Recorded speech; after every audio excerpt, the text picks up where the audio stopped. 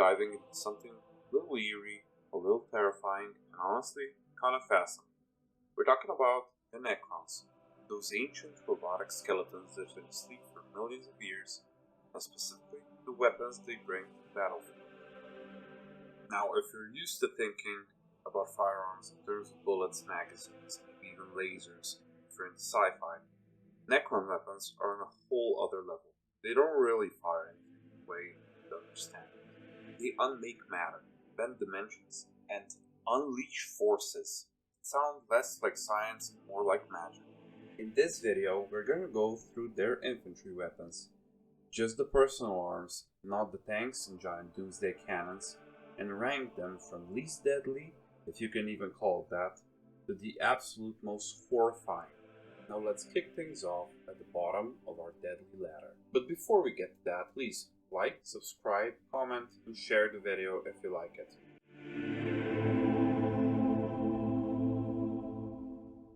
First up, the Tesla carbine. Now, don't let least deadly fool you. This thing is still terrifying. The Tesla carbine is basically the Necron version of a rapid fire rifle, but instead of bullets, it spits out arcs of pure lightning. And not nice, neat, contained lightning either.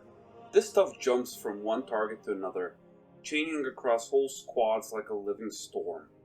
If you've ever seen a Tesla coil at a science museum, the kind that throws sparks through the air, picture that, but weaponized, amplified 100 times over, and aimed directly at you. That's the carbine. In the lore, Tesla energy doesn't behave like normal electricity. It's unpredictable, chaotic. It leaps out at nearby targets, whether you want it or not. Imagine holding a weapon that's both a rifle and a storm cloud at the same time. Pretty wild. Compared to other Necron guns though, the carbine is a bit lower on the power scale. Think of it like a reliable, rapid-fire infantry rifle, but one that could fry an entire squad of soldiers just because they were standing too close together.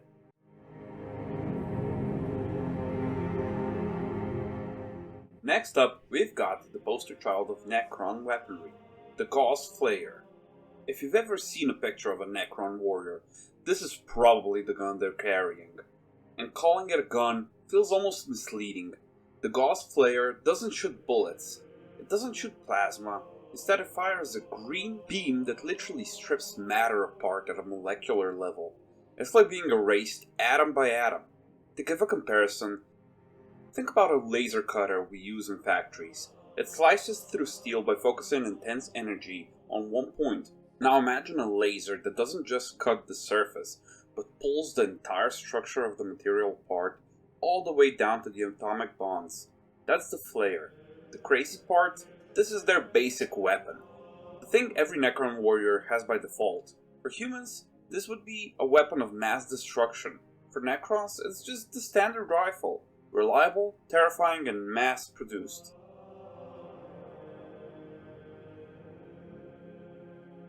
Alright, now for some serious firepower. The Gauss Blaster. This is the upgraded version of the Flayer, carried by Immortals. If the Flayer is the AK-47, the Blaster is a heavy machine gun. Same horrifying strip your atoms of your flesh type of beam, but way more powerful at longer range. In the lore, whole squads of Immortals with Gauss Blasters can hold down positions that would take tanks to dislodge. They just stand there unfazed and lay down a storm of green light that just reduces anything in sight to dust. It's the kind of weapon where if you're on the receiving end, you don't even have time to understand what hit you, you're just gone.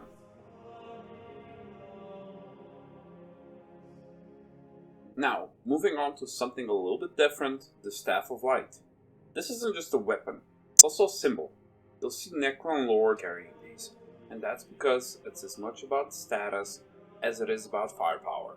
The staff fires bolts of concentrated energy, not as devastating as a Gauss weapon, but balanced and reliable. It's kind of like if the Pharaoh's scepter would also double as a machine gun. Imagine walking into battle, carrying a glowing spear that screams, "I'm in charge," and also zaps people to death. It's a reminder that Necrons don't separate war from rulership. If you're a leader, you fight, and if you fight, you wield something elegant but lethal.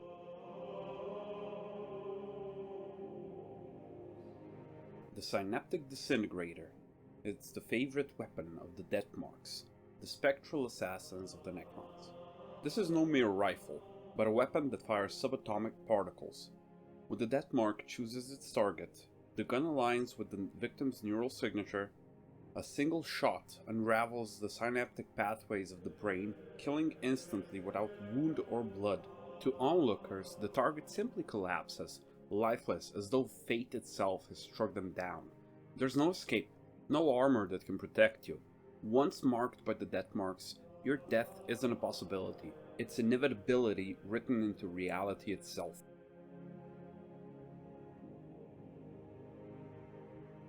The Gauss cannon is the perfected extension of the Necron's infamous Gauss technology. Unlike the flare or blaster, the Gauss cannon has 4 barrels from which it delivers devastating amounts of firepower. With every shot, it strips matter layer by layer, atom by atom, reducing flesh, metal, and stone into dust. Even light vehicles of the Astra Militarum are rendered skeletal husks after only a few strikes against them, and there's no escape. Against this weapon, the best soldiers and war machines of the Imperium are but fleeting shadows, soon to be devoured by green lightning and forgotten in silence.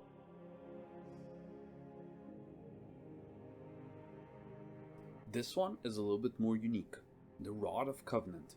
It's the signature weapon of the Triarch Praetorians. It's both a symbol and weapon, representing their authority as well as their role as executioners. In combat, the Rod is a dual-purpose weapon. It delivers devastating melee strikes that can crush armor and bone. With the head of each weapon is caged a seething fragment of a dying star, bound within a potent force field. The force field is capable of burning through an enemy's armor like it's wet paper. The power of the star also provides the weapon with bursts of incredibly destructive power, short-ranged but able to bypass even Terminator armor. Anything organic when hit explodes into a cloud of flaming ash. To face a Praetorian armed with one is to face the judgment of death itself.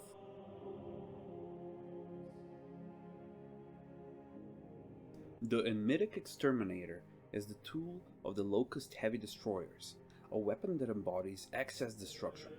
Where the Gauss weapons are precise and clean, the Exterminator is chaos given form. It unleashes a storm of unstable dark energy bolts, each hit detonating by making molecules in its targets violently repel from each other, each detonation erupting with entropic force, being able to take out entire squads with each shot. Infantry are vaporized, light vehicles shattered, and even fortified positions buckle beneath its onslaught. There is no subtlety here, only extermination. For the Necron destroyers, it's not enough to kill. They must obliterate. When the Exterminator roars, the battlefield is reduced to wreckage, dust, and smoking craters.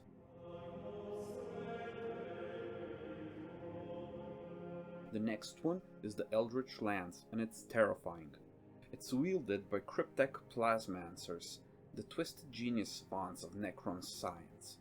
This is a weapon of intellect, a fusion of arcane knowledge and devastating power. A representation of the Cryptek standing. It strikes targets with beams of impossible accuracy, tearing through armor and flesh as though they were air. It's said that air around it screams in agony.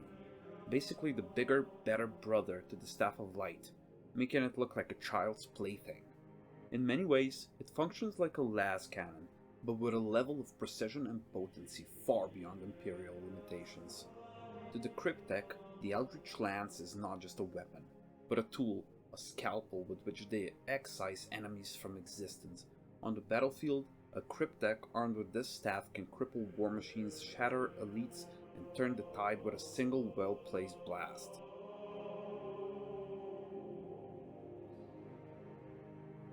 Finally, we've reached the top of the list, the deadliest, most horrifying infantry weapon in the Necron arsenal, the transdimensional beamer. Now here's the thing, all the weapons we've covered so far, Tesla carbines, Gauss flares, even the abyssal staff, they're destructive, sure, they strip away flesh, they fry whole squads, they leave people as piles of dust or charred remains. Brutal, but in some way still recognizable as a weapon. They destroy and kill, you can wrap your head around that. The beamer though, it doesn't really kill in the way that we'd understand. It doesn't leave a corpse or even ashes, it just erases you. When this thing fires, it punches a hole in reality, and whatever's unlucky enough to be caught in its beam gets dragged into another dimension entirely. Let that sink in. You're not dead in the traditional sense, you're just gone. There's no body to bury, no remains for your comrades to mourn over. It's as if you never existed in the first place. In fact, the lore hints that whatever dimension the beamer connects to isn't empty. Some say victims are shredded into nothingness instantly, while others suggest that they might actually survive, trapped in some cold alien realm, lost forever. Which one's worse? Instant erasure or eternal torment in a pocket universe you can't even comprehend? To put this into human comparison, imagine that you're playing a video game and you get shot, and then your save file just deletes. Gone like it never existed in the first place. So here's the kicker. Necrons don't treat this thing as if it's some ultimate forbidden relic. For them, it's just another tool.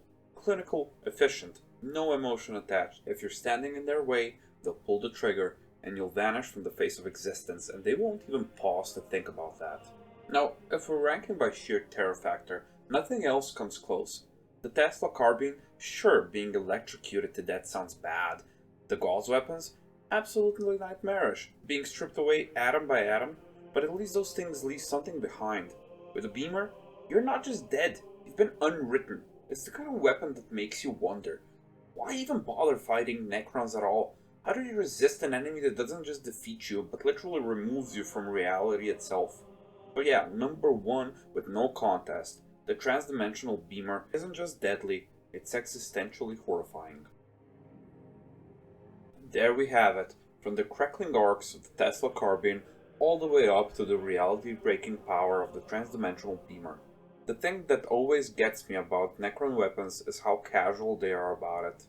For humans, even the weakest of these guns would be a world-ending device. The Necrons is just standard issue, just part of the armory. Thanks for hanging out and listening to this breakdown. If you enjoyed it, let me know what other factions or weapons you'd like me to cover, and remember to like and subscribe, and I'll see you guys next time.